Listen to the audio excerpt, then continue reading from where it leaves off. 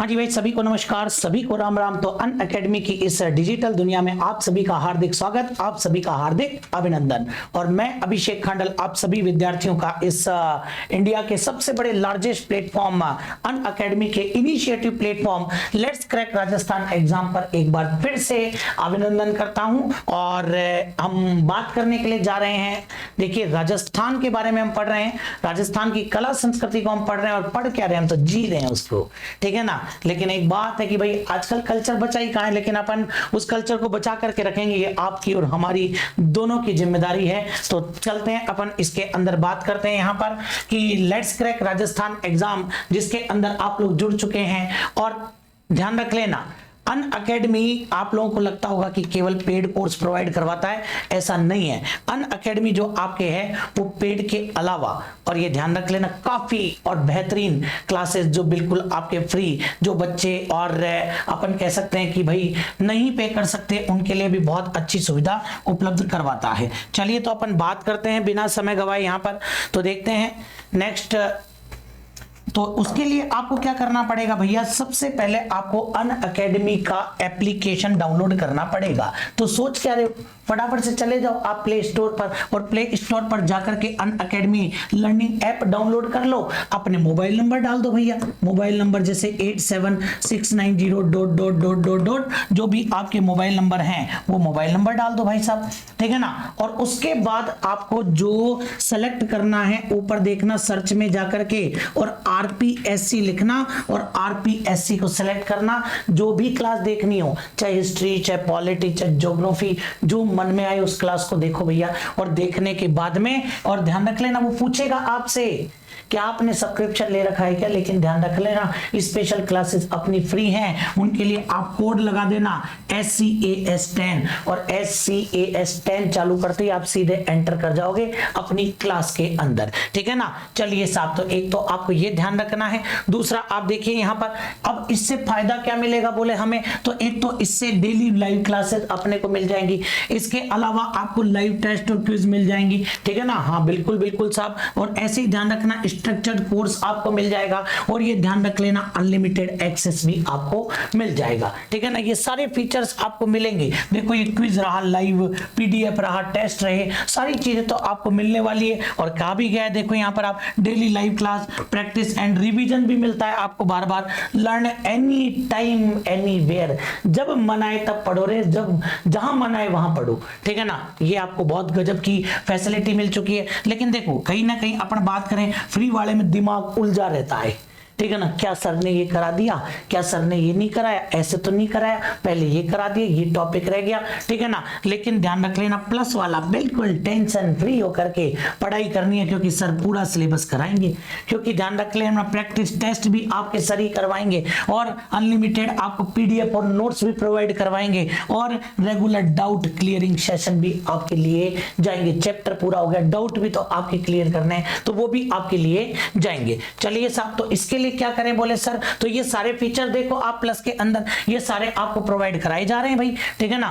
तो कुछ चीजें मैं आपको बताता हूं, बताऊंगा आपको प्लस से कैसे जुड़ना है। तो देखो आरपीएससी का अभी न्यू अनाउंसमेंट भी चल रहा है, तो आप लोगों के लिए तो बहुत बेहतरीन बात है कि आरपीएससी का न्यू अनाउंसमेंट है अभी भी। और 12 महीने के साथ में 3 महीने एक्स्ट्रा ले जाओ भैया, 15 महीने तक तो कोई रोकने वाला नहीं है। कोई भी एग्जाम हो 15 महीने तक आरपीएससी का अधीनस्थ बोर्ड का, वो आपके कौन करवाएंगे, वो आपके मतलब राजस्थान के लगभग सभी एग्जाम की तैयारी कौन कराएंगे, आपके अन अकेडमी पर करवाएंगे भैया, ठीक है ना। 2 साल का ले तो मजा ही आ जाए भाई साहब, कि बोले सर हम तो बोले और पटवारी बन गए, तो कोई बात नहीं, बन गए पटवारी तो आगे की तैयारी करो, ठीक है ना, आरएस की तैयारी करो। तो बार बार कोर्स ही खरीदते रहोगे क्या तुम लोग, तो एक ही बार में अगर सब्सक्रिप्शन ले डाला तो लाइव झींगा लाला, ठीक है। तो देखो कुछ अच्छे कमेंट भी आते हैं भाई, ऐसी बात नहीं है, देखो कि बोले आप लोगों ने बहुत अच्छा पढ़ाया, तो ये कमेंट भी आया, ठीक है ना। अंजलि बैरवा करके आर्य 2018 में एससी फीमेल में 6ठी रैंक थी इनकी, ठीक है ना, इन्होंने भी बहुत अच्छा कमेंट भेजा। ये देखो एसआई के अंदर भी बच्चों के काफी अच्छे कमेंट प्राप्त हुए हैं।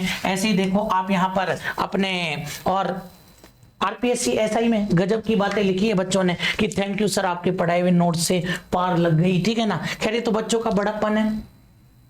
ऐसे देखो एसीएफ वाले बच्चों ने भी भेजा है, ठीक है ना, और ऐसे ही देखो आप रीट वाले बच्चों ने भी, और गजब का भेजा है भाई साहब, रीट वाले बच्चों ने भी गजब का भेजा है लिख करके।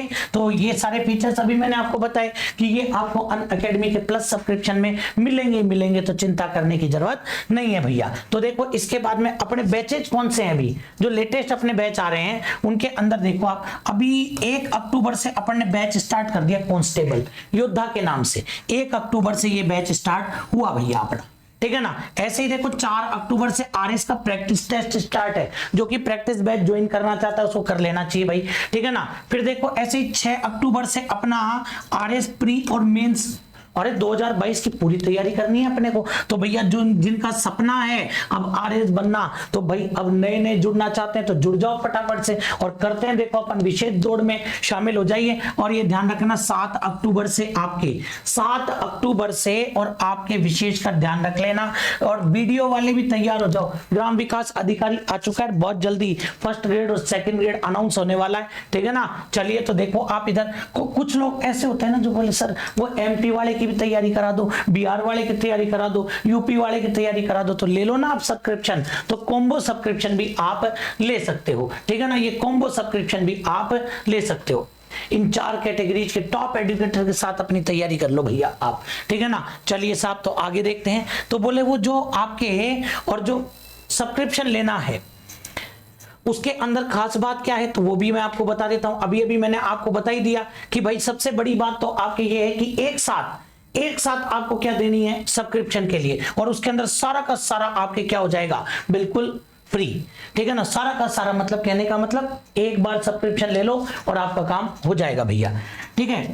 तो देखो इसका साल भर का फीस है 7,000 रुपए, और 2 साल का फीस है 8,400 रुपए, लेकिन हम तो 10% डिस्काउंट देंगे अगर आपने ये कोड लगा डाला। वही कोड है अपना तो फिक्स है भाई साहब,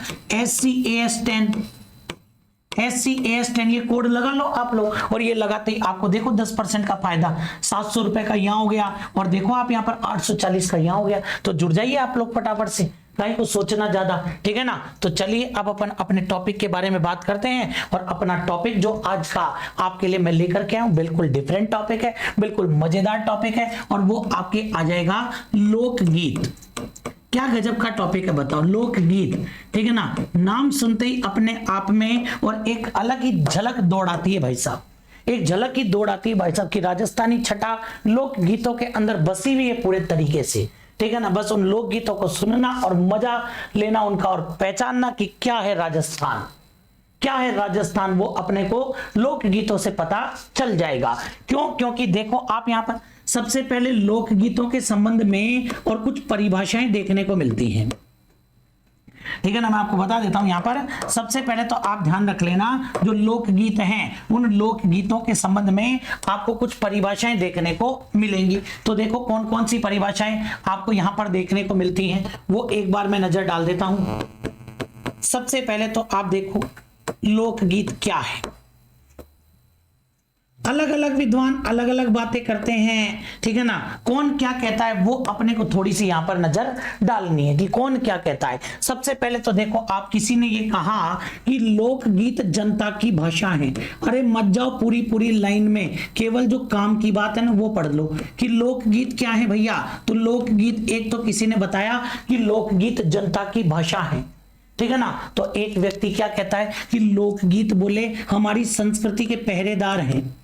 बस ये वर्ड याद कर लो आप लोग, ठीक है ना, संस्कृति के पहरेदार हैं। कई जगह परिभाषा आती है, उनमें से की पॉइंट निकाला करो एक तो तुम, ठीक है ना। हमारी संस्कृति के पहरेदार हैं। एक व्यक्ति कहता है कि लोकगीत और हमारे जन समुदाय की आत्मा है। कि लोकगीत क्या है, तो लोकगीत बोले हमारे जन समुदाय की आत्मा है। ये भी आप विशेषकर ध्यान रख लेना कि लोकगीतों को जन समुदाय की आत्मा कहा गया। फिर कोई व्यक्ति क्या कहता है कि लोकगीत क्या है, तो लोकगीत हमारी संस्कृति के मुंह बोले चित्र हैं। ध्यान से इधर देखना कि लोकगीत हमारी संस्कृति के मुंह बोले चित्र हैं। लीजिए साहब, संस्कृति के मुंह बोले चित्र भी बता दिया गया इसको, लोकगीतों को।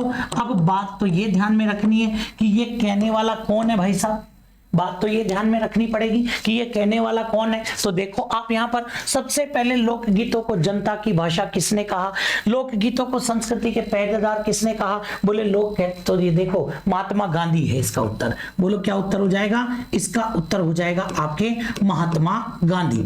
लीजिए साहब, तो ये तो महात्मा गांधी ने कही है ये वाली बात, तो ठीक है ना। अब सुनो इसके आगे की बात। महात्मा गांधी क्या कहते हैं कि लोकगीत एक तो जनता की भाषा है। सही बात कही, गलत तो नहीं कहा कि लोकगीतों से पता लगता है कि जनता क्या कहना चाह रही है। दूसरा, हमारी संस्कृति के पहरेदार है, बिल्कुल हमारी संस्कृति के बारे में बताते कौन है, लोकगीत। ऐसी दोनों बातें महात्मा गांधी कहते हैं। तो महात्मा गांधी के अनुसार कितनी डेफिनेशन बताओगे, तो महात्मा गांधी के अनुसार आप 2 डेफिनेशन बताओगे, एक तो जनता की भाषा और एक संस्कृति के पहरेदार। फिर दूसरे नंबर पर देखो आप, जन समुदाय की आत्मा कौन कहता है, तो लोकगीतों को जन समुदाय की आत्मा कहने वाले, जन समुदाय की आत्मा कहने वाले देखो जवाहरलाल नेहरू हैं। कौन हो जाएंगे, तो लोक गीतों को जन समुदाय की आत्मा कहने वाले जवाहरलाल नेहरू हो जाएंगे, ये भी ध्यान रख लेना आप लोग। और तीसरी बात कि लोकगीत हमारी संस्कृति के मुंह बोले चित्र हैं, जो कि आपके एग्जाम में आया था। तो इसका सही उत्तर हो जाएगा देवेंद्र सत्यार्थी। बोलो क्या उत्तर हो जाएगा इसका, तो इसका जो सही उत्तर होगा वो आपके हो जाएगा देवेंद्र सत्यार्थी। सबसे पहले तो भाई साहब आप ये डेफिनेशन बहुत अच्छे से याद कर लीजिएगा, बड़ी काम आने वाली है एग्जाम के अंदर, कि महात्मा गांधी 2 बातें कहते हैं, एक तो जनता की भाषा और एक संस्कृति के पहरेदार। जवाहरलाल नेहरू कहते हैं जन समुदाय की आत्मा, और देवेंद्र सत्यार्थी क्या कहते हैं, संस्कृति के मुंह बोले चित्र। बात क्लियर यहां तक। तो एक बार फटाफट से आप इस मामले को क्लियर कर लीजिए भैया, फटाफट से क्लियर कर लो एक बार।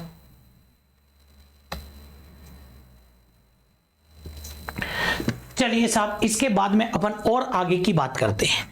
आगे की बात करें तो विशेषकर एक चीज ध्यान रखना, अभी मैं लोकगीतों को आपको पढ़ाने की दृष्टि से और कुछ इनकी विशेषताओं के आधार पर कुछ भागों में बांट रहा हूं भाई, ठीक है ना। पढ़ाने की दृष्टि से इनकी विशेषताओं के आधार पर और कुछ भागों में बांट रहा हूं, ठीक है ना। और कुछ क्या 5 भागों में बांट रहा हूं भाई, ठीक है ना। ये पढ़ाने की दृष्टि से मैं बांट रहा हूं, ठीक है। चलिए तो देखो, आप वैसे तो अपन 3 भागों में बांटेंगे, बाद में अपन बांटेंगे 3 भागों में कि पर्वतीय क्षेत्र के गीत हैं ये मैदानी क्षेत्र के गीत हैं, ये रेगिस्तानी क्षेत्र के गीत हैं, तो वो तो अपन बांटेंगे ही बांटेंगे। लेकिन अभी एक बार 5 भागों में बांटकर अपन पढ़ते हैं। सबसे पहला पार्ट आपके आ जाएगा जिसके अंदर अपने को पढ़ना पड़ेगा विरह गीत।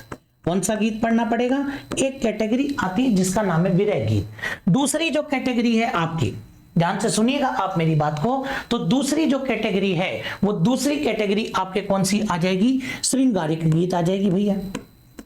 डोंट वरी, सारी बातें निकल करके आएगी, ये ध्यान रख लेना। तो ये श्रृंगारिक गीत आ जाएंगे।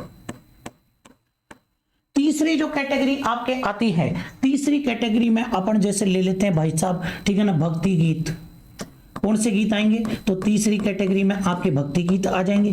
तो कैटेगरी नंबर 4 देखो आप यहां पर, तो कैटेगरी नंबर 4 के अंदर आपके कौन से गीत आएंगे, तो कैटेगरी 4 के नंबर आप ले लेना भाई साहब वैवाहिक गीत। कौन से ले लेना भाई, तो वैवाहिक गीत ले लेना।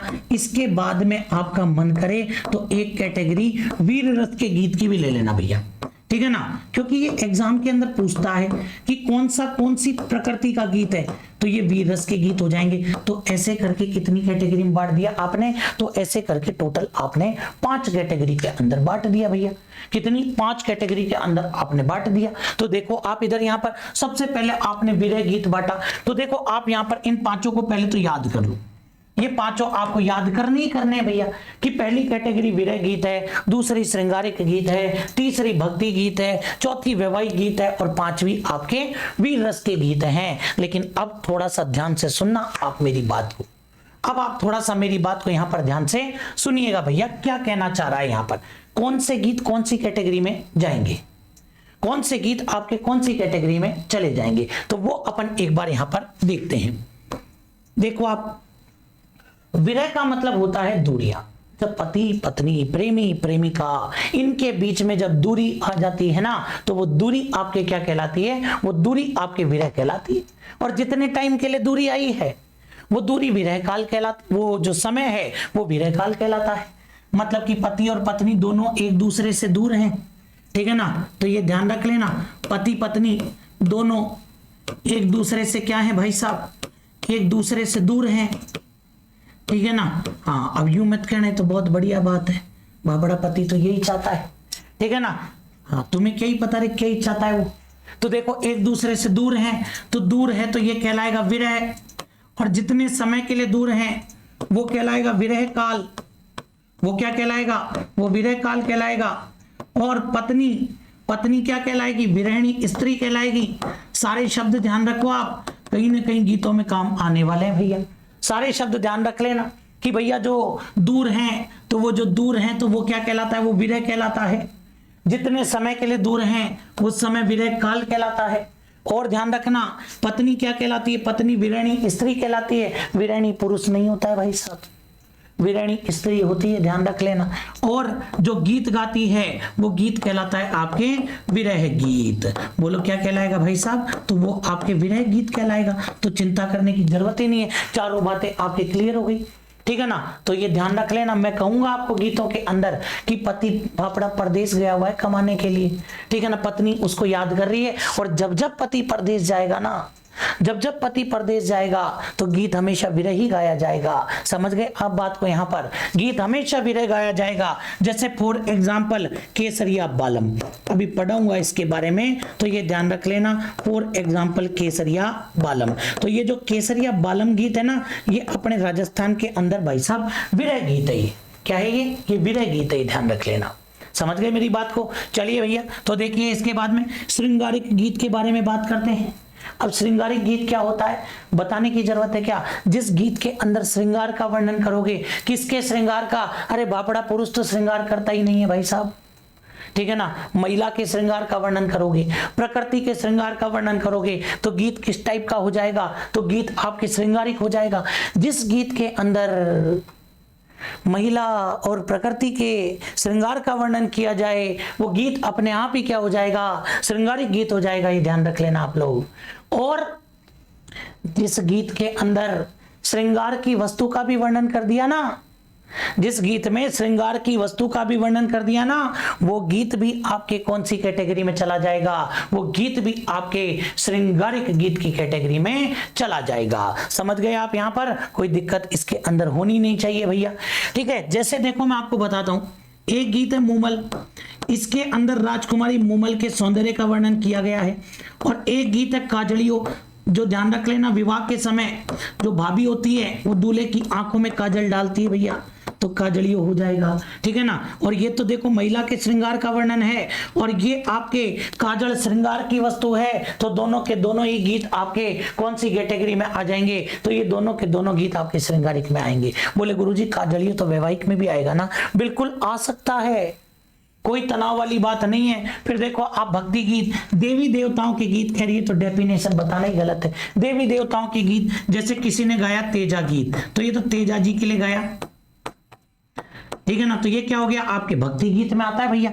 ऐसे ही देखो कैला देवी के भक्त गाते हैं लांगुरिया गीत, कौन सा गीत गाते हैं, लांगुरिया, तो ये भी आपके किस में चला जाएगा, तो ये भी आपके भक्ति में आ जाएगा। जो विवाह पर गाए जाएंगे वो वैवाहिक गीत होंगे, जैसे फॉर एग्जाम्पल बन्ना बन्नी, ठीक है ना, कौन सा आ जाएगा आपके, बन्ना बन्नी, एक ही गीत है भाई साहब ये बन्ना बन्नी। समझ गए आप मेरी बात को, तो ये बन्ना बन्नी आपके वैवाहिक गीत हो जाएगा, ठीक है ना, जो विवाह पर गाए जाएंगे।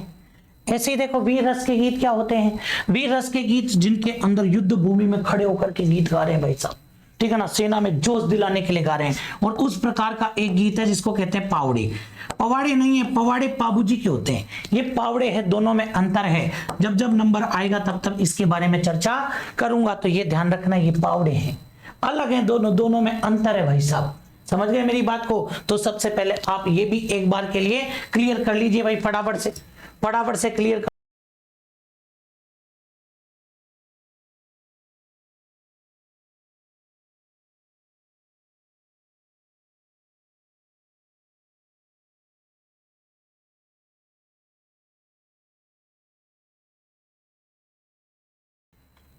चलिए तो अब अपन आगे बात करते हैं इसके बाद में। अब अपने पास में अब गीत शुरू कर देते हैं, क्योंकि परीक्षा के अंदर पूछेगा भाई साहब कि ये गीत कौन सी प्रकृति का है, ये गीत कौन सी प्रकृति का है, तब आप क्या करोगे भैया बताओ, देखे तब आप क्या करोगे। तो चलिए अब अपन आगे की बात कर लेते हैं एक बार। तो ये तो आपको लगभग समझ में आई गई मेरी बात, ठीक है ना। अब आगे बात करते हैं और बढ़िया इंटरेस्टिंग बात, ठीक है ना।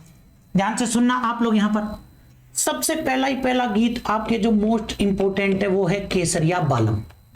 सबसे पहला गीत है आपके जो मोस्ट इंपोर्टेंट है, जिसका नाम है केसरिया बालम। समझे आप मेरी बात को। तो केसरिया बालम आओ नी पधारो मारे देश, क्या हो जाएगा, केसरिया बालम आओ नी, पूरा ही लिख देता हूं लो साहब आपके लिए, केसरिया बालम आओ नी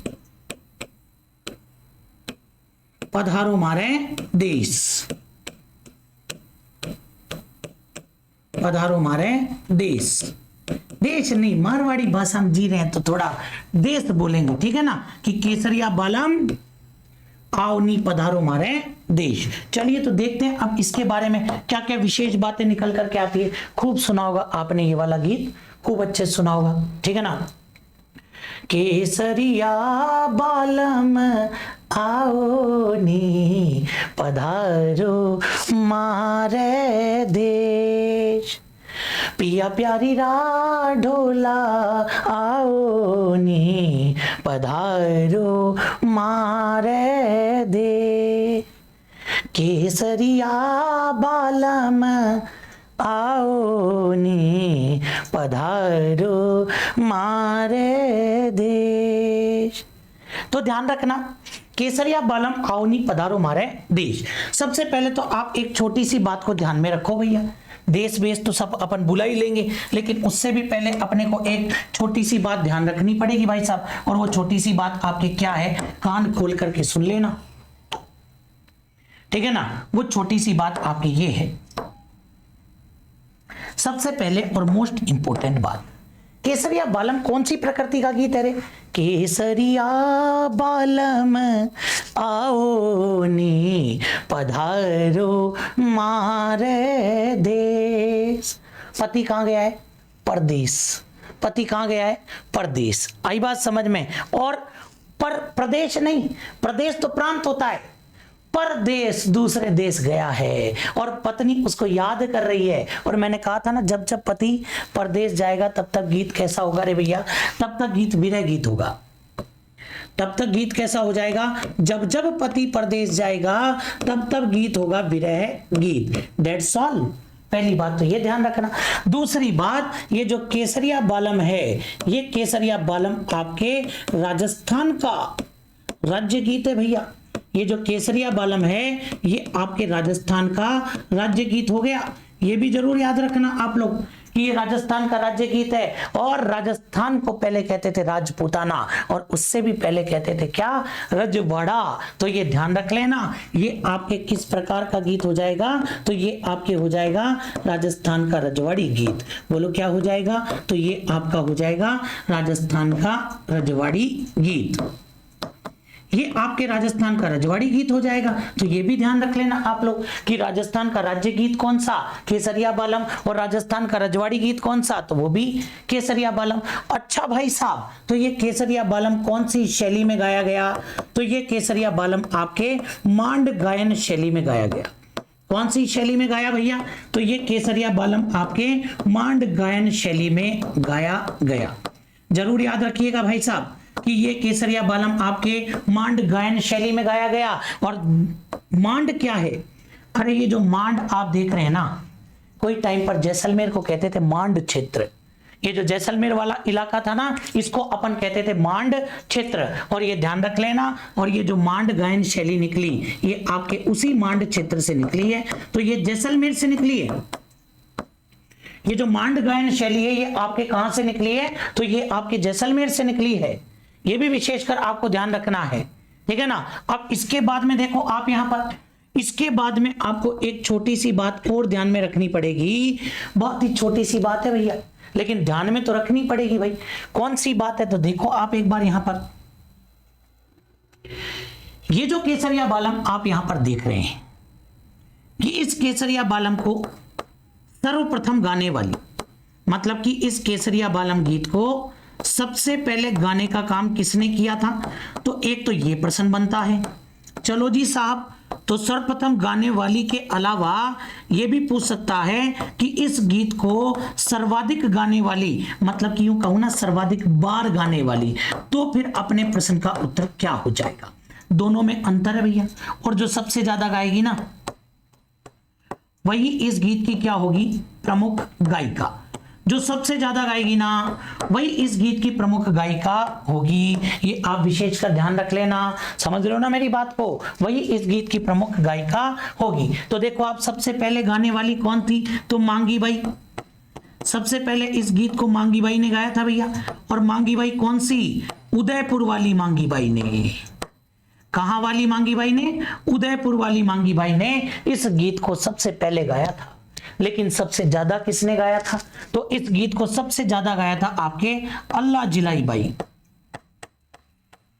ठीक है ना, बोलो किसने गाया था? तो इस गीत को सबसे ज्यादा गाया था आपके अल्लाह जिलाई बाई। और ये जो अल्लाह जिलाई बाई है ना, ये बीकानेर की है। और ध्यान रखना, केसरिया बालम गीत की प्रमुख गायिका भी तो अल्लाह जिलाई बाई है। तो ये आपको विशेषकर ध्यान रखने की आवश्यकता है भाई, पेपर में पूछ ही लेता है। ठीक है ना, तो इस गीत को सबसे पहले गाने वाली तो कौन है? तो बोले गुरुजी सबसे पहले मांगी बाई। लेकिन सबसे ज्यादा किसने गाया? तो सबसे ज्यादा अल्लाह जिलाई बाई ने गाया। और अल्लाह जिलाई बाई आपके बीकानेर की है और यही प्रमुख गायिका है। अरे दोनों ने कौन सी शैली में गाया भैया? तो दोनों ने ही मांड गायन शैली में गाया। और जब दोनों ने मांड गायन शैली में गाया तो दोनों को मैं क्या कह सकता हूं? मांड गायिका। दोनों के दोनों ही आपकी क्या हो जाएंगी? मांड गायिकाएं। समझ गए आप लोग यहां पर? तो फिर देखो, अगर आप ये बात समझ रहे हैं तो एक बात और समझो। फिर ये दिख रहा है पधारो हमारे देश, क्या है ये पधारो हमारे देश? तो ये जो पधारो हमारे देश है ना, ये अपने राजस्थान के अंदर एक पर्यटन विभाग का एक उपक्रम कह सकता हूं मैं यहां पर, आरटीडीसी। नाम तो सुना ही होगा आपने, आरटीडीसी। फुल फॉर्म क्या है बोले गुरुजी? राजस्थान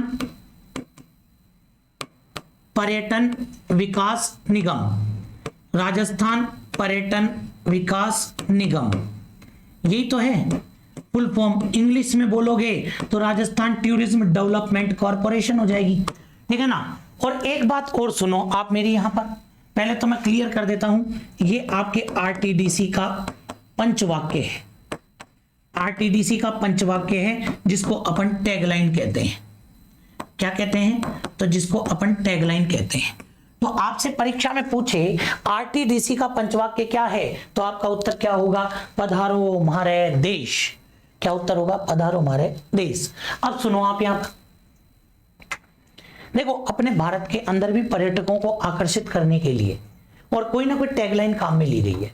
भारत में जैसे अतिथि देवो भव, सब लेते हैं, हर राज्य लेते हैं भाई साहब। गुजरात ने ले रखा है, कुछ दिन तो गुजारो हमारे गुजरात में। वैसे ये लाइन है ना, ये हरिद्वार पे परफेक्ट सूट होती है कि इससे पहले कोई आपको लाए मटकी या जार में, इससे पहले कि आपको कोई लाए मटकी या जार में, कुछ दिन तो गुजारो हमारे हरिद्वार में। ठीक है ना। देखो भाई साहब, तो हरिद्वार जाना चाहिए पहले। ठीक है ना। कोई अपने को मटकी और जार में लेकर के जाए ना, उससे पहले टंटा ही खत्म करियो, जाओ भाई साहब। वैसे ही राजस्थान ने भी क्या है, टैगलाइन काम में ले रखी है भैया, पधारो हमारे देश की। पर्यटक ज्यादा आए तो अपन ने टैगलाइन काम में ले ली, पधारो हमारे देश। ठीक है ना। पिछली सरकार के टाइम पर था जाने क्या दिख जाए, जब अपने मुख्यमंत्री माननीय वसुंधरा राजे सिंधिया जी थी, तब उन्होंने टैगलाइन कौन सी ले रखी थी? तब उस समय जाने क्या दिख जाए। तो कुछ लोग अभी भी जाने क्या दिख जाए करेंगे, लेकिन ध्यान रखना परिवर्तन हो चुका है, बहुत लंबा समय हो गया। तो अब टैगलाइन क्या हो गई? अब टैगलाइन आपके हो गई है पधारो हमारे देश। तो ये छोटी छोटी बातें हैं, इनको एक बार आप फटाफट से नोट कर लीजिए भैया, फटाफट से नोट कर लीजिए।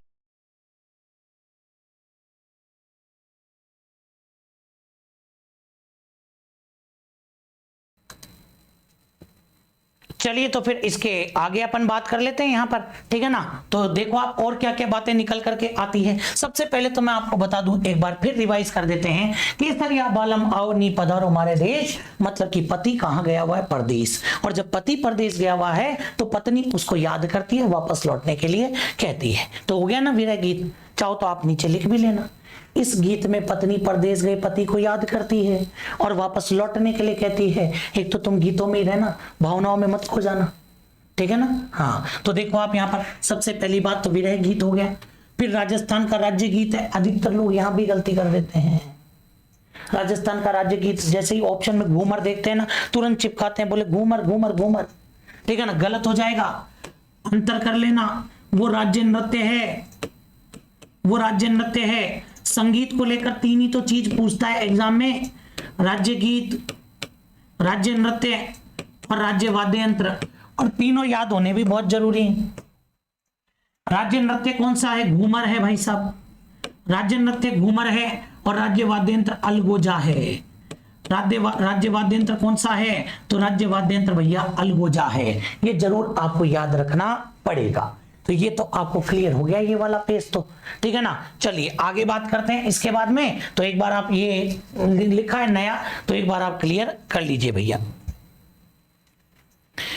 चलिए साहब अब आगे की बात करते हैं। तो आगे जो विशेष बात अपने निकल करके आती है उसको भी सुन लेना एक बार आप ध्यान से। ये दोनों मांड गायिकाएं हैं भैया, तो यहीं से मैं आपको एक प्रश्न बना देता हूं कि राजस्थान में मांड गायिकाएं, राजस्थान में मांड गायिकाएं कि राजस्थान में कौन कौन सी मांड गायिकाएं हैं, तो वो भी आप एक नजर इधर भी दौड़ा लो भाई साहब कि राजस्थान में कौन कौन सी मांड गायिकाएं हैं। तो राजस्थान के अंदर अगर आपको मांड गायिका याद करनी है तो टोटल याद कर लो आप 6, ठीक है ना। कितनी मांड गायिकाएं याद करोगे आप लोग? टोटल 6 मांड गायिकाएं याद कर लो आप। कौन कौन सी 6 याद करोगे तो वो भी देख लेते हैं अभी। 2 और ये 3 और ये 4 और ये थोड़ा सा डिस्टेंस कर लेते हैं, जगह बन जाएगी अपने लिए। तो ये 4 और ये 5 और ये 6 हो गई ना याद। हाँ बहुत बढ़िया भाई। तो देखो अब राजस्थान में मांड गायिका सबसे नंबर 1 नाम ले लो मांगी बाई। अभी अभी तो लिखा मैंने, नंबर 1 पर आप ले लो यहां पर मांगी बाई, ठीक है ना। दूसरे नंबर पर आप ले लो यहां पर अल्लाह जिलाई बाई, मोस्ट इंपोर्टेंट अल्लाह जिलाई बाई। तो तीसरे नंबर पर आप चलो, तीसरे नंबर पर गौरी बाई। ध्यान रखना गौरी बाई लिखा है मैंने यहां पर। एक तो गौरी बाई है और एक गौरी देवी है, दोनों में अंतर है भैया। एक गौरी बाई है तो एक गौरी देवी है, और एक ध्यान रखना आप लोग यहां पर जमीला बानो, जमीला बानो। और जमीला बानो के अलावा एक बन्नो बेगम भी ले लो आप। बन्नो बेगम क्या हो जाएगी? बन्नो बेगम, ठीक है ना भाई। चलो तो अब एक बार देखो आप यहां पर मांगी बाई फ्रॉम उदयपुर। अगर आपसे पूछे मांगी बाई कहां की तो उदयपुर कर दो भैया। अल्लाह जिलाई बाई फ्रॉम बीकानेर। अल्लाह जिलाई बाई कहां की तो बोले भाई साहब बीकानेर की। गौरी बाई फ्रॉम पाली, ध्यान रख लेना। तो लो भैया गौरी देवी भी बीकानेर, गौरी देवी बीकानेर। जमीला बानो जोधपुर,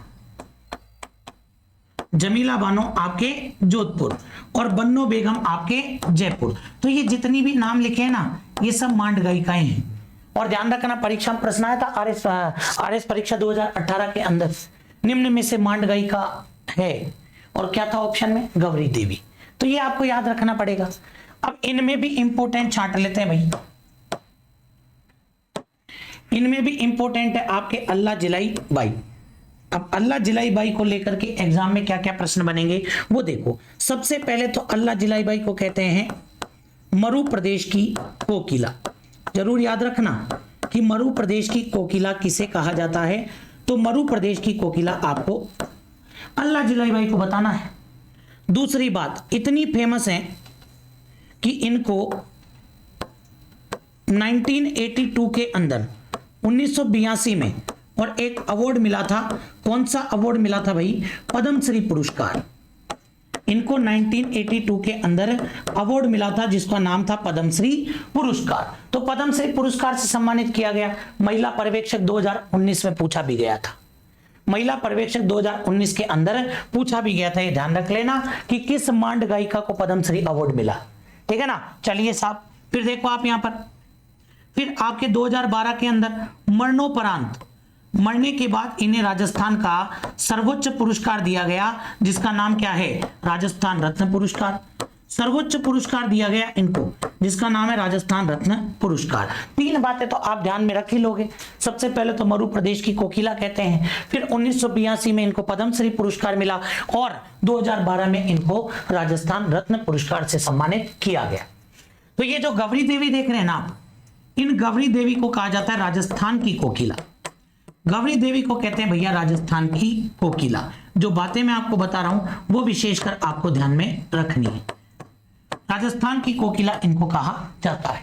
लेकिन अगर मान लीजिए पेपर में पूछे कि भारत की कोकिला, मान लो जिसके इंडियन जी के सिलेबस में है और उससे पूछ ले भारत की कोकिला, तो भारत की कोकिला कौन, सरोजिनी नायडू। बोलो कौन हो जाएंगी, सरोजिनी नायडू। तो ये बात आप फटाफट से नोट कर लो। एक बात, जितनी भी मांड गायिकाएं हैं वो सारी बता दी और इनमें से क्या क्या विशेष बातें हैं वो भी बता दी। फटाफट से नोट करो एक बार आप।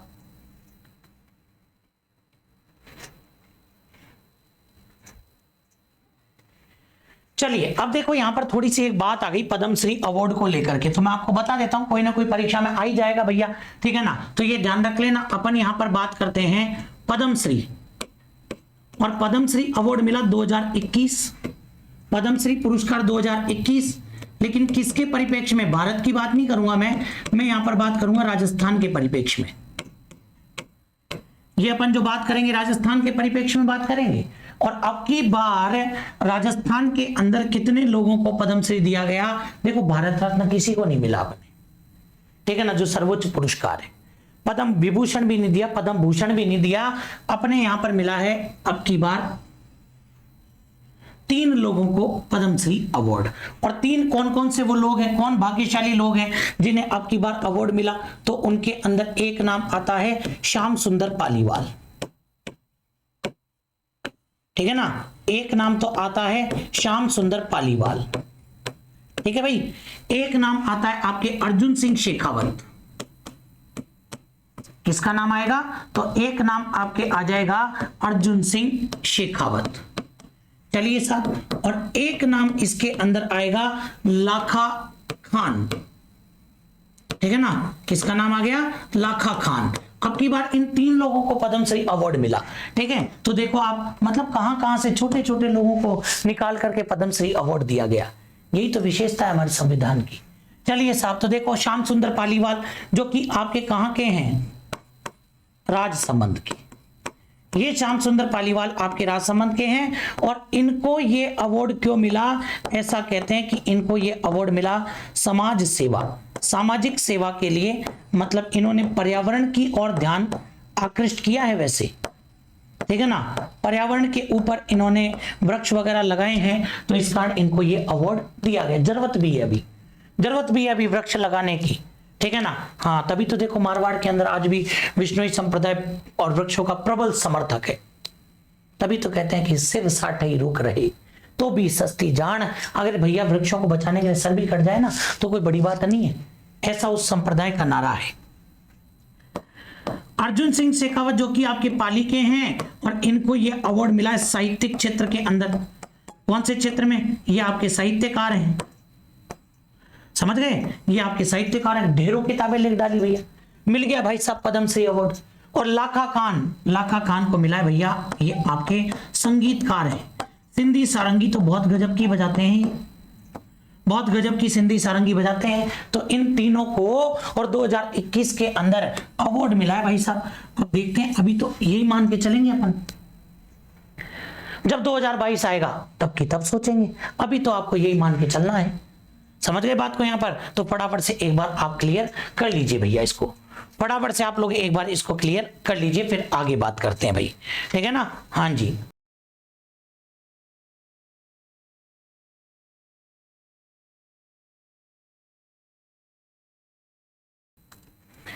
चलिए तो देखिए आप यहां पर अपन बात करते हैं इसके आगे की, तो ध्यान से समझना भाई।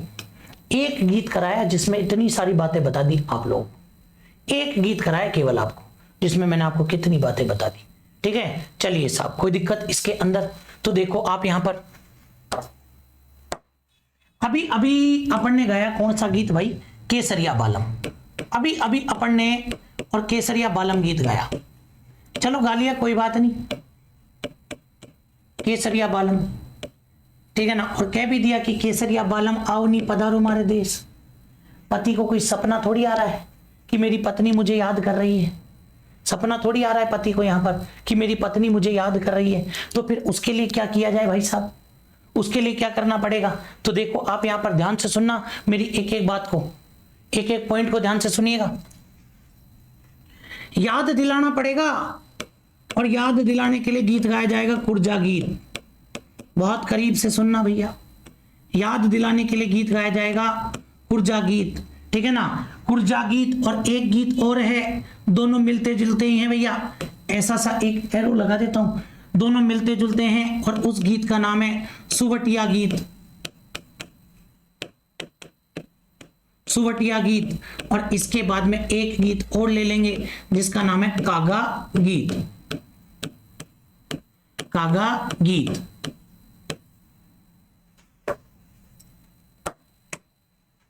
चलिए, तो देखो आप यहां पर ध्यान से सुनना एक बार।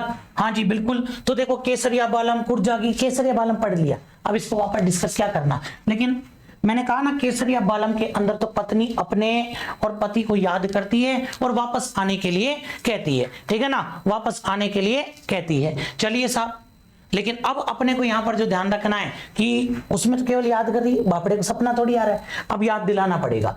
तो याद दिलाने के लिए गीत गाएंगे कुर्जा गीत। और अब आप यहां पर कुर्जा को पकड़ लो थोड़ी देर। ये कुर्जा क्या है? पहली बात तो मैं आपको बता दूं, दो बातें ध्यान से सुनना। ये जो कुर्जा है, इस कुर्जा को कहा गया है राजस्थान में विरहणियों का पक्षी। भाई साहब, विरहणी समझ गए ना आप लोग, जिसका पति परदेश गया हुआ है, तो ये राजस्थान के अंदर आपके विरहणियों का पक्षी कहलाएगा, सबसे पहली बात तो। दूसरी बात इधर देखो, इसको माना गया है राजस्थान का संदेशवाहक पक्षी। इसको राजस्थान का क्या माना गया? तो इसको माना गया राजस्थान का संदेशवाहक पक्षी। ये भी ध्यान रख लेना आप लोग, इसको राजस्थान का संदेशवाहक पक्षी माना गया है। फिर और सुनो, ये कहां पाया जाता है? तो ये पाया जाता है आपके खींचनगांव जोधपुर के अंदर। ये आपके खींचनगांव जोधपुर के अंदर पाया जाता है। ये भी सुन लेना आप लोग कान खोल करके, ठीक है ना। अब भाई साहब, खींचनगांव जोधपुर वाली बात है, मतलब कि क्षेत्र कौन सा लग गया? मारवाड़, ठीक है। तो ये एक चीज फिर गौर करो कि ये जो गीत अपन गाएंगे, एक बार डैम श्योर कर देते हैं कि ये गीत आपके कौन से क्षेत्र का हो गया? तो ये मारवाड़ का हो गया। मतलब कुर्जा गीत कौन से क्षेत्र का है? तो ये कुर्जा गीत आपके मारवाड़ का है। समझ गए? अब देखो, सबसे पहली बात तो कुर्जा क्या है? राजस्थान में विरहणियों का पक्षी, याद करो इन बातों को। फिर दूसरी बात, ये राजस्थान का संदेशवाहक पक्षी है। फिर तीसरी बात, ये खींचनगांव जोधपुर में पाया जाता है। लेकिन ये मूलतः कहां का पक्षी है? तो ये जो कुर्जा है, ये मूलतः आपके साइबेरिया का पक्षी है। ये मूलतः आपके कहां का है? तो ये मूलतः आपके साइबेरिया का पक्षी है। ये कान खोल करके सुन लेना आप लोग। साइबेरिया कहां पड़ता है? रूस में पड़ता है भैया। तो जलवायु परिवर्तन के कारण ये उड़ता उड़ता उड़ता ईरान से अफगानिस्तान होते हुए भारत में, और भारत में ये अपने खींचनगांव जोधपुर में पाया जाता है। और अभी कोरोना टाइम पर आ भी रहा था, कोरोना टाइम पर ये आ भी रही थी ये वाली बात कि बोले साहब, और खींचनगांव जोधपुर में देखा गया क्या? तो खींचनगांव जोधपुर के अंदर क्या देखा गया? तो आपके कुर्जा पक्षी देखा गया। काम क्या करेगा ये? तो ये जो कुर्जा पक्षी है ना, ये कुर्जा पक्षी आपके एक ही तो काम करता है, संदेश को लाने ले जाने का, जो पहले कबूतर किया करता था। कबूतर जा जा जा पहले प्यार की पहली चिट्ठी साजन को दिया, अब वो साजन को देने का काम कुर्जा करता है अपने राजस्थान के अंदर, ठीक है ना। तो देखो, मारवाड़ क्षेत्र के अंदर विरहणी स्त्री परदेश गए पति के पास संदेश भेजते समय कौन सा गीत गाएगी? कुर्जा गीत, क्योंकि वो कौन सा पक्षी काम में ले रही है? कुर्जा पक्षी काम में ले रही है। समझ गए? तो ये बात आप पहले तो नोट कर लो, एक बार मैं लिखा देता हूं आपको, तो नोट कर लेना। एक छोटी सी बात है यहां पर कि मारवाड़ क्षेत्र में, लिखो आप इसके अंदर, मारवाड़ क्षेत्र में अच्छा पहले यूं क्यों लिखते, पहले लिखो मारवाड़ का विरह गीत। भाई थोड़ी सी बात तो अपन लिख ही लेंगे ना इसके अंदर, तो सबसे पहले तो आप लिख लो मारवाड़ का विरह गीत, और फिर उसके अंदर मैं छोटी सी बात लिखा देता हूं आपको, तो वो आप नोट कर लेना। सबसे पहले लिखो आप मारवाड़ का विरह गीत, फिर लिखो आप इसके अंदर विरहणी स्त्री द्वारा, विरहणी स्त्री द्वारा परदेश गए पति के पास, विरहणी स्त्री द्वारा परदेश गए पति के पास संदेश भेजते समय, संदेश भेजते समय कुर्जा गीत गाया जाता है, कुर्जा गीत गाया जाता है।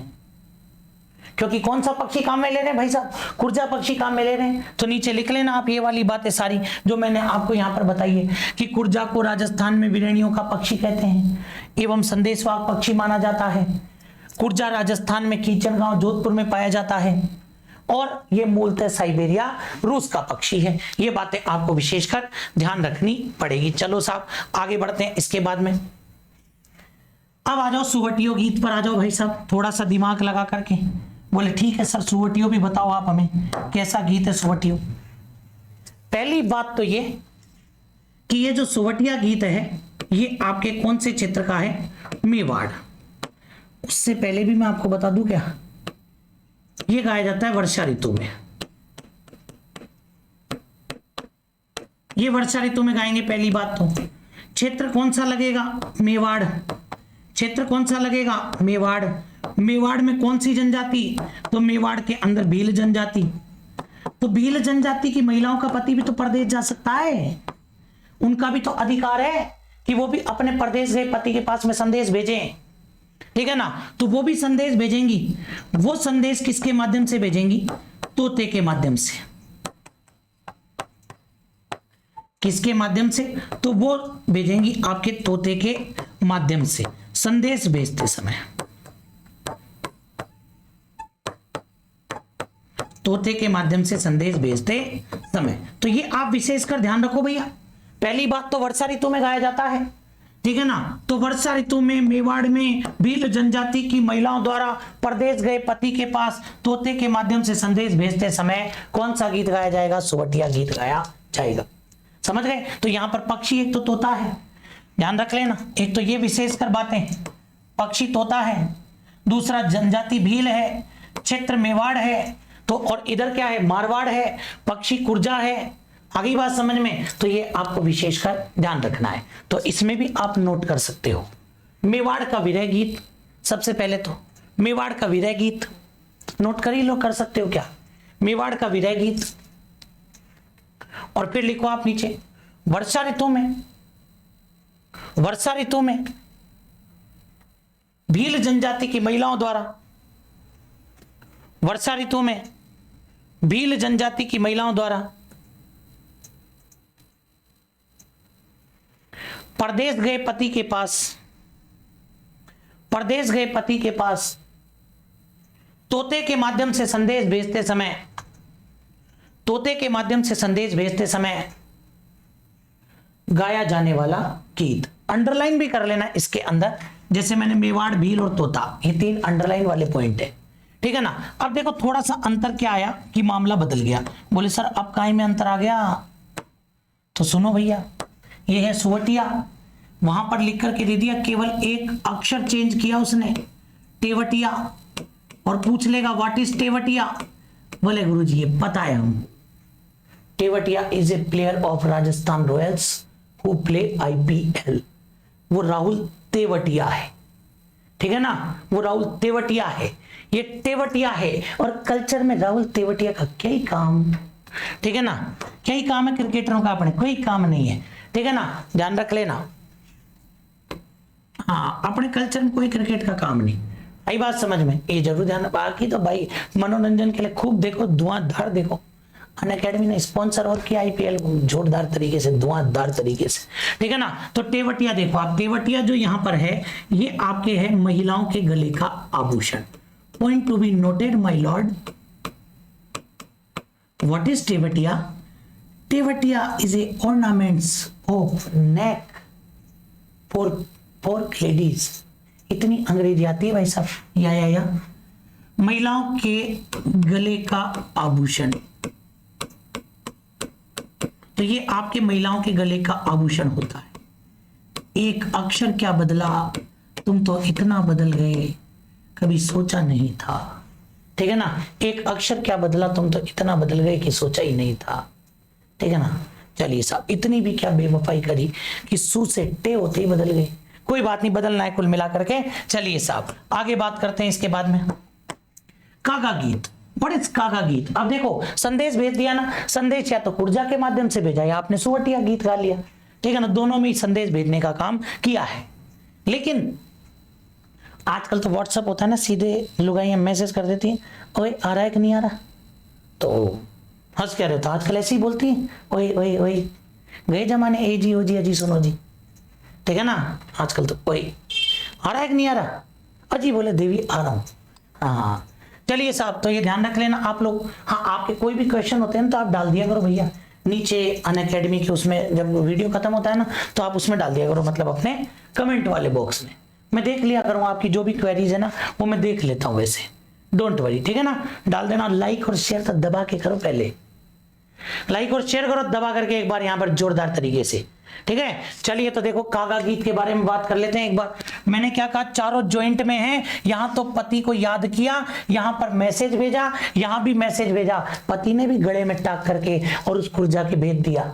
पति ने भी तोते के गले में टाक कर भेज दिया, I am coming soon, I am coming soon. ठीक है ना, आजकल के तोते भी बड़े होशियार है भाई साहब। ठीक है ना, बोले कहते हैं, बोले जा करके और पति गले में टाक देता है, बोले ठीक है ना, पत्नी दे देती है गले में टाक कर, जा मेरे पति को दिया। तो आजकल के क्या करते हैं, बालकनी में शहरों में बैठे रहते हैं पति पत्नी बेचारे। ठीक है ना, उनके पास ले जाकर तोता बैठ जाता है, पति उतारता है, बोले ये क्या आ गया इसके गले में, देखता है तो बोले मुझे तुम्हारी बहुत याद आ रही है। अब उस बाबड़ी लुगाई थोड़ी पता है बगल में बैठी कि किसका संदेश आ गया, ये गलत एड्रेस पे आ गया। तोते भी आजकल मजे ले लेते हैं भाई साहब। ठीक है ना, फिर लुगाई बोली ये किसका है, बोले क्या ही बोले, हाँ ठीक है ना।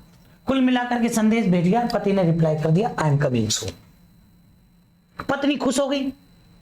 प्राचीन काल की पत्नियां खुश हो जाती है, आजकल की दुखी हो जाती। ठीक है ना। हाँ, तो देखो यहां पर आप, अब पत्नी खुश हो गई, पत्नी खुशी खुशी में कौन सा गीत गाएगी, कागा गीत।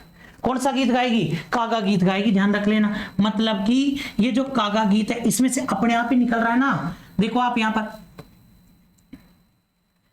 इस गीत के माध्यम से, थोड़ा सा लैंग्वेज लिख देता हूं मैं, इस गीत के माध्यम से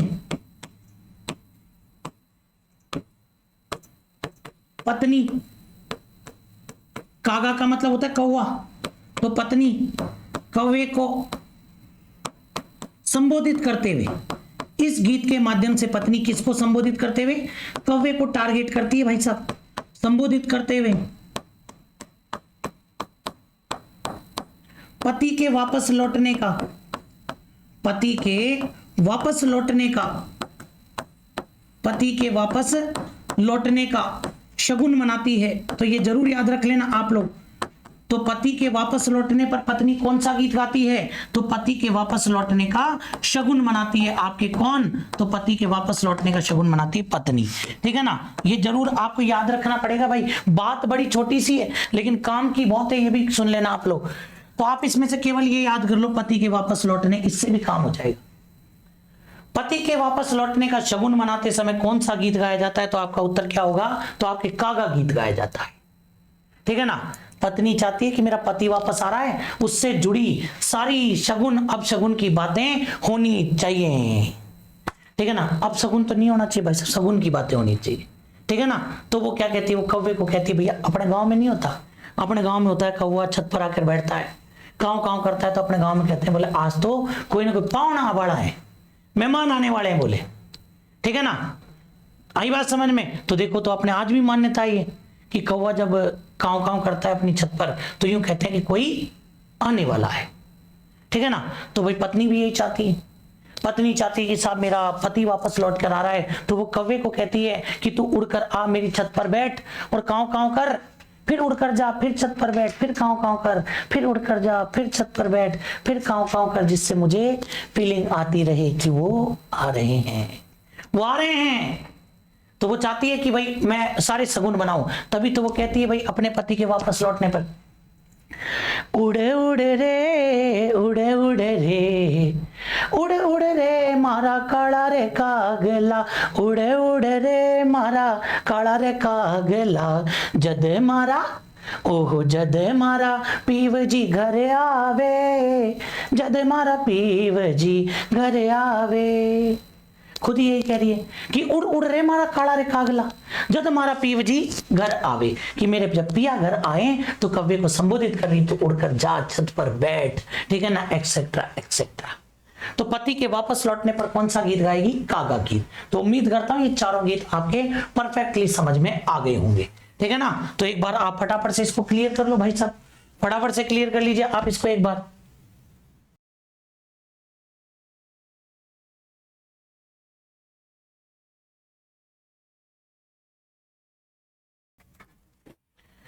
चलिए, तो ये चारों गीत आपके क्लियर हो चुके हैं, ठीक है ना। तो लोकगीतों का सिलसिला तो अभी और आगे चलने वाला है, काफी लोकगीत अपन पढ़ने वाले हैं, फिर इसके क्वेश्चन भी कर लेंगे अपन एक एक एक एक, जिससे अपने को आता रहेगा, ठीक है ना। तो अभी आप लोगों ने ये पढ़ ही लिया, 4 गीत अभी मैंने आपको पढ़ाए, और मोस्ट इंपोर्टेंट गीत और हैं, ठीक है। कोई भी गीत परीक्षा में पूछ सकता है, तो आज अपन इतनी बात करेंगे। तो आप लोगों को एक चीज और बता देता हूं कि आपको अगर मेरी स्पेशल क्लासों से जुड़ना है, अनअकैडमी पर जुड़ना है, जिसमें मैं आपको हिस्ट्री की प्रैक्टिस करा देता हूं भैया, सब में आने वाली है, चाहे फर्स्ट ग्रेड वाली हिस्ट्री हो, चाहे आपकी राजस्थान वाली हिस्ट्री हो, मतलब कि सेकंड ग्रेड वाली कोई सी भी हो, ठीक है ना। हिस्ट्री, कल्चर और पॉलिटी, ये 3 ऐसी चीजें जिनकी प्रैक्टिस मैं आपको स्पेशल क्लासेस में करवाता हूं। ये 3 ऐसे स्पेशल क्लासेस में करवाता हूं। उसके लिए आपको जुड़ना पड़ेगा अनअकैडमी, डाल देना आप लोग उस पर, लर्निंग ऐप पर, लर्नर ऐप देख लेना आप, Unacademy learner app play store से डाउनलोड करना भैया। कहां से? तो ये आपको प्ले स्टोर से डाउनलोड करना है, अभी करना है जिन्होंने नहीं कर रखा, ठीक है ना। और डाउनलोड करने के बाद में और सर्च कर लेना इसके ऊपर, मैं आपको मिल जाऊंगा, आप कभी भी डाल लो फुर्सत में, अभिषेक शर्मा। अब आप लोग क्या है वहां खांडल के नाम से ढूंढते होंगे, ठीक है ना। तो अभिषेक शर्मा के नाम से ढूंढना, मैं आपको नजर आ जाएगा एक खूबसूरत सा चेहरा, फोटो लग रही है बढ़िया शानदार बिंदास राजस्थानी अंदाज में, ठीक है ना। तो ये अभिषेक शर्मा के नाम से आप सर्च करना, और उसमें मेरी स्पेशल क्लास देखना, पुरानी भी, नहीं तो देखनी है, वो तो आपको मैसेज मिल ही जाएगा अपना। और आपको टेलीग्राम चैनल भी आपको नजर आ जाएगा, आप देख लेना टेलीग्राम चैनल अभिषेक खांडल के नाम से, अभिषेक खांडल आरपीएससी करके, उस पे आप लोग देख लेना, ठीक है ना। तो वहां आपको मिल ही जाएगा, अभिषेक शर्मा के नाम से ऐप पर मिलूंगा, टेलीग्राम चैनल बता दिया, उसमें अखांडल के नाम से मिलूंगा, ठीक है। और आपको सूचना मिलती रहेगी कब कौन सी क्लास है। दूसरी बात आप ये देखो, आपके वहां पर पूछेगा बोले कितने रुपए जमा करा दिए, तो प्री क्लास के लिए आपको कोड लगाना है HCAS10, चाहे मेरी क्लास हो चाहे किसी और की हो, सबके लिए आपको वही लगाना है कोड, तो HCAS10 और ज्वाइन कर लेना भैया। कोर्स परचेज करना है, 10% का डिस्काउंट चाहिए, तो भी आपको यही लगाना है HCAS10, ठीक है ना। इस और ये कहते हैं ना, ये कोड लगा डाला तो लाइक झींगा लाला। जिन्होंने लाइक नहीं किया चैनल को, पहला काम तो ये करो, मेरे वीडियो को ज्यादा से ज्यादा शेयर कर दो, और चैनल को सब्सक्राइब भी कर लो भैया। वीडियो लाइक करो, वीडियो को शेयर करो, और चैनल को सब्सक्राइब करो। और दिस इज योर अनअकैडमी, ये ध्यान रखना, दिस इज योर अनअकैडमी, ये आपका अनअकैडमी है जो विद्यार्थियों की सेवा के लिए तत्पर है। तो ठीक है भाई, ठीक है ना। बहुत ही अच्छा आप लोगों ने लोकगीतों को पढ़ा होगा, बाकी बातें अपन बहुत सी करते रहेंगे, ठीक है ना। और तैयारियों में लग जाओ, देखो अब बहुत सारी वैकेंसीज अब आपके आने वाली है, तो धुआंधार तरीके से पढ़ो, एक एक चीज को ढंग से क्लियर करते हुए। समझ गए मेरी बात को यहाँ पर? तो चलिए आज अपन इतनी बात करते हैं। तो आज के लिए आप सभी को जुड़ने के लिए बहुत बहुत धन्यवाद सभी को। जय हिंद, जय भारत, जय राजपूताना।